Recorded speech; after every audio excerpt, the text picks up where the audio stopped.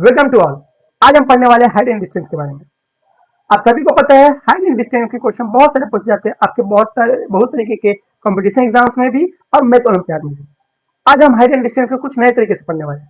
ठीक है, अभी तक आपने साइन थीटा, कॉस थीटा और टेन थीटा की मदद से हाइट एंड डिस्टेंस को सॉल्व किया होगा, लेकिन अब हम जो है हाइट एंड डिस्टेंस को एक नए मेथड से सॉल्व करेंगे। आइए स्टार्ट करते हैं। जहां भी हाइट एंड डिस्टेंस की बात होती है, मतलब एक राइट एंगल ट्रायंगल की बात होती है। किसकी बात होती है? एक राइट एंगल ट्रायंगल की। वो भी किस टाइप का राइट एंगल ट्रायंगल? जहां पर 60 डिग्री, 30 डिग्री बन रहा हो, या फिर 45, 45 और 90 डिग्री वाले राइट एंगल ट्रायंगल की बात होती है। ठीक है, तो अगर हम इनके रेशियो को, साइड के रेशियो को फाइंड कर ले तो आसानी से क्वेश्चन बन जाता है। ठीक है, तो आपको याद क्या रखना है? आपको याद रखना है कि जो 30 डिग्री जहां भी बनेगा उसका अपोजिट साइड आपको कंसिडर करना होगा 1 की तरह।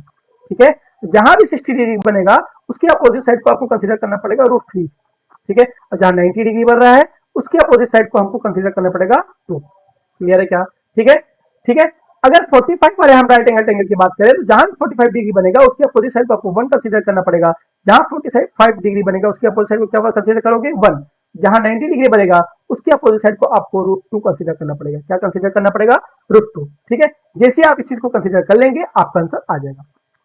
क्लियर है क्या? ठीक है, अब आंसर कैसे लाना है आइए हम क्वेश्चन देखते हैं, आपको आसानी से समझ आ जाएगा। एक क्वेश्चन है जो बोल रहा है कि an aeroplane is flying at 1 PM with height of 20 metre from a point on the ground. ठीक है, ग्राउंड में कोई एक पॉइंट है जिससे 20 मीटर की हाइट पर एक एरोप्लेन क्या कर रहा है? ट्रेवल कर रहा है। एक एरोप्लेन क्या कर रहा है? ट्रेवल कर रहा है। कितने मीटर पर? 20 मीटर पर। ठीक है, अब क्या बोल रहा है? Determine the angle of elevation of aeroplane from other point 20 √3 metre away from the point exact below of the aeroplane on the ground. Means इस ग्राउंड पॉइंट से कितना मीटर दूर? 20 √3 मीटर दूर एक पॉइंट है जहां से आपको क्या फाइंड करना है? इस एंगल ऑफ एलिवेशन को फाइंड करना है। क्या फाइंड करना है? इस एंगल ऑफ एलिवेशन को फाइंड करना है। क्लियर है क्या? ठीक है, जब भी इस टाइप का क्वेश्चन आएगा आपको कॉमन नंबर ढूंढना होगा। क्या ढूंढना होगा? Common number. यहाँ पर क्या है? 20, यहाँ पर क्या है? 20 √3, तो कॉमन क्या है? 20। यहाँ पर 20 के साथ किसका मल्टीप्लिकेशन हो रहा है? यहाँ पर 20 के साथ मल्टीप्लिकेशन हो रहा है √3 का, और यहाँ पर 20 के साथ किसका मल्टीप्लिकेशन हो रहा है? 1 का। ठीक है, अब आपके माइंड में कुछ हिंट आया होगा। क्या? कि जैसे आपको दिखा 1 और √3, तो ये चीज हमने पहले भी देखा है क्या? ठीक है, कहां देखा पहले? इससे पहले वाले अपने फंडे पे। क्या क्या हमको पता चल रहा है कि जहां भी √1 और √3 आ रहा है, मतलब ये कौन सा एंगल है? कौन सा राइट एंगल है? जहां पर 30 डिग्री, 60 डिग्री और 90 डिग्री आ रहा है। ठीक है, तो 30 का अपोजिट एंगल क्या होता है? 1, और 60 का अपोजिट एंगल साइड क्या होता है? √3। तो इसी की तरह, इसी की हेल्प से हम ये क्वेश्चन को सॉल्व कर सकते हैं। कैसे? यहाँ पर देखिए क्या आ रहा है? 1 आ रहा है, तो 1 किसके अपोजिट में आता था? 30 डिग्री के। किसके अपोजिट में आता था? 30 डिग्री के। यहाँ पर √3 आ रहा है, √3 किसके अपोजिट में आता था? 60 डिग्री के। क्लियर है क्या? तो देखो हमको यहाँ पे मिल गया एंगल ऑफ एलिवेशन कितना आ गया? 30 डिग्री आ गया। कितना आ गया? 30 डिग्री आ गया। तो आपने देखा कि हमने ना तो साइन थीटा यूज किया, ना कॉस थीटा, ना टेन थीटा, फिर भी हमारा आंसर आ गया। तो इसका आंसर क्या है? 30 डिग्री। इसका आंसर क्या है? 30 डिग्री। चलिए नेक्स्ट क्वेश्चन देखते हैं। अच्छा, अब देखते हैं इस टाइप के क्वेश्चन को। गिवन क्या है? A tree break due to storm and broken parts bends. क्या बोला? एक ट्री है, एक ट्री है जो कि तूफान होने की वजह से क्या हो गया? यहाँ से टूट गया और टूट कर क्या हो गया? नीचे गिर गया। क्लियर है क्या? अगर हम इसको लाइन से बनाना चाहें तो एक ट्री है जो कि यहाँ से कट कर ऐसे ग्राउंड को टच करेगा। क्लियर है क्या? ठीक है, वो भी कितना एंगल बनाकर? 30 डिग्री। कितना एंगल बनाकर? 30 डिग्री। क्लियर है क्या?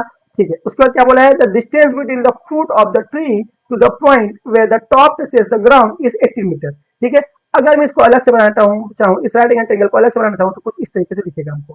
ठीक है, ये जो ट्री है आपको 30 डिग्री पर ये इंक्लाइन है। कितने डिग्री पर इंक्लाइन है? 30 डिग्री पर। ठीक है, ये ट्री यहाँ से कट होकर ऐसे जमीन को टच करेगा। ठीक है, यहाँ से यहाँ के बीच का डिस्टेंस कितना है? कितना गिवन है? 18 मीटर। कितना गिवन है? 18 मीटर। क्लियर है क्या? अच्छा, ये राइट एंगल मतलब 90 डिग्री, ये 30 डिग्री, तो ये कितना हो जाएगा ऑटोमेटिक? 60 डिग्री। कितना हो जाएगा? 60 डिग्री। अच्छा, आप मुझे बताओ हमने क्या पढ़ा था? 30 डिग्री, 60 डिग्री जब भी आए तो क्या क्या रेशियो आता था? साइड का रेशियो आता था 1 और √3, और 90 डिग्री अपोजिट का 2। क्लियर है क्या? ठीक है, तो इसी साइड के रेशियो की मदद से अब हम ये क्वेश्चन को बनाने वाले हैं। क्लियर है? अच्छा, 30 डिग्री का अपोजिट क्या होगा? 1। क्या होगा? 1। 90 डिग्री का अपोजिट क्या होगा? 2। और 60 डिग्री का अपोजिट क्या होगा? √3। यहाँ से आपको क्लियर दिख रहा है कि √3 किसकी इक्वल है बेटा? 18 के इक्वल है। किसकी इक्वल है? 18 के। अच्छा, यहाँ से अगर मैं 1 पार्ट की वैल्यू निकालना चाहूँ तो 1 पार्ट की वैल्यू क्या हो जाएगी?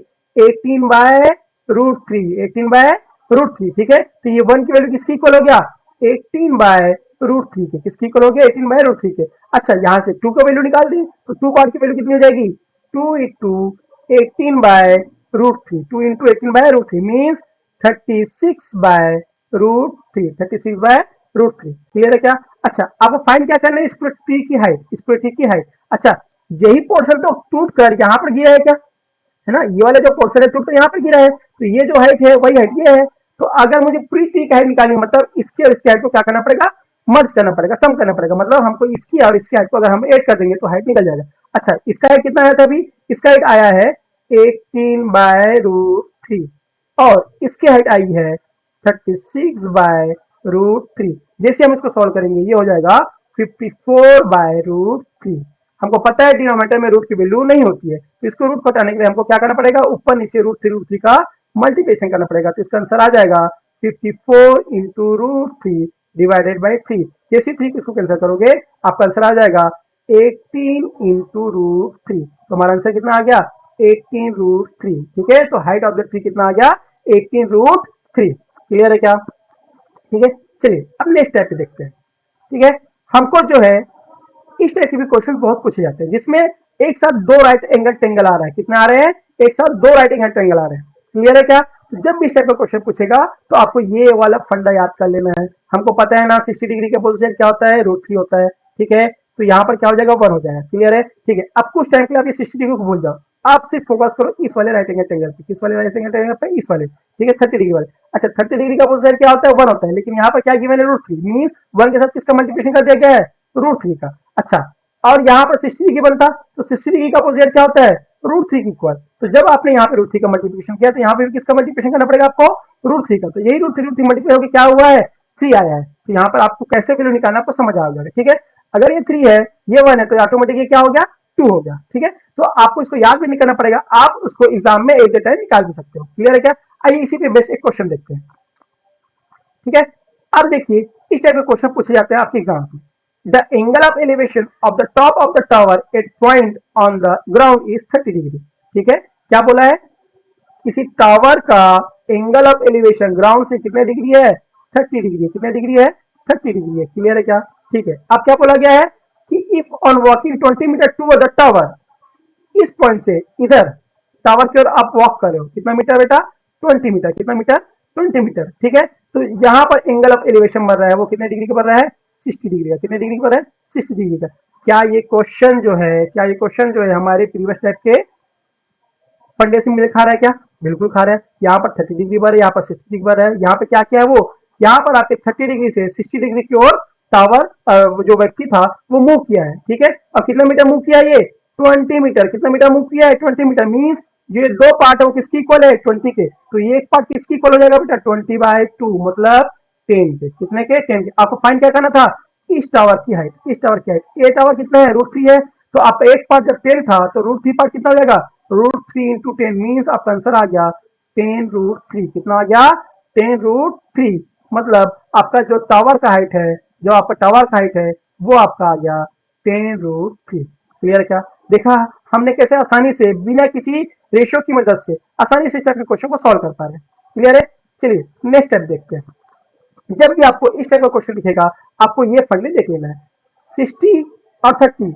अगर आप एक एंगल ऑफ एलिवेशन बना रहे हैं, एक एंगल ऑफ डिविएशन बना रहे हैं, ठीक है, तो आपको ये रेशियो फाइंड याद करना है। ठीक है, ये रेशियो आपकी मदद से आप आसानी से क्वेश्चन को बना पाएंगे। आइए क्वेश्चन देखते हैं।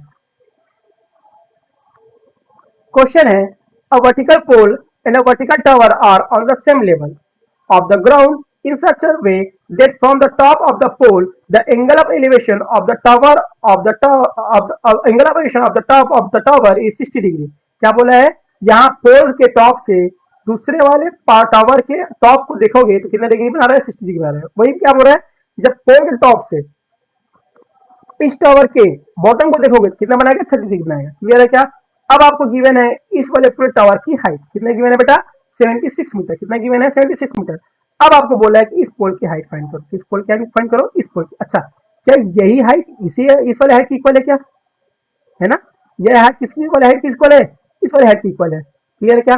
तो हमको पता है जब भी इस टाइप का क्वेश्चन आएगा हमको कौन सा रेशियो यूज करना है, ये वाला रेशियो यूज करना है। ठीक है, यही टाइप का क्वेश्चन है क्या, यही तो पोल था, है ना, यही तो पोल था, बस बाकी चीज तो सेम है। ठीक है, अब आपको क्या गिवन है, इस पूरे हाइट, इस पूरे टावर की हाइट गिवन है कितना, 76। कितना गिवन है, 76। अच्छा, इस पूरे टावर की बात करें तो 3 + 1 कितना हो गया 4, मतलब 4 पार्ट किसकी इक्वल है 76 के, तो एक पार्ट किसकी इक्वल हो जाएगा बेटा, एक पार्ट इक्वल हो जाएगा 76/4 मीन्स 19 के, किसके इक्वल हो जाएगा 19 के। आपको पता है यही जो पार्ट है 19 वन पार्ट, ये किसकी हाइट है, पोल की हाइट है, किसकी हाइट है, पोल की हाइट है। अभी अभी हमने देखा ना, यहाँ पे क्वेश्चन की बात करें तो यहाँ पर इस पोल की हाइट किसकी इक्वल हो रही थी, इस वाले हेड की, और इसी को अभी हमने कितना निकाला 19, तो आंसर कितना हो गया 19 मीटर, कितना हो गया 90 मीटर। तो आपने देखा कि कैसे हम बिना साइन थीटा कॉस थीटा और टेन थीटा की मदद से भी आसानी से रेशियो की मदद से कैसे हम इस क्वेश्चन को सॉल्व कर सकते हैं। Thank you. उम्मीद करता हूँ कि आपको ये वीडियो पसंद आया होगा, अगर पसंद आएगा तो प्लीज लाइक कीजिए। Thank you.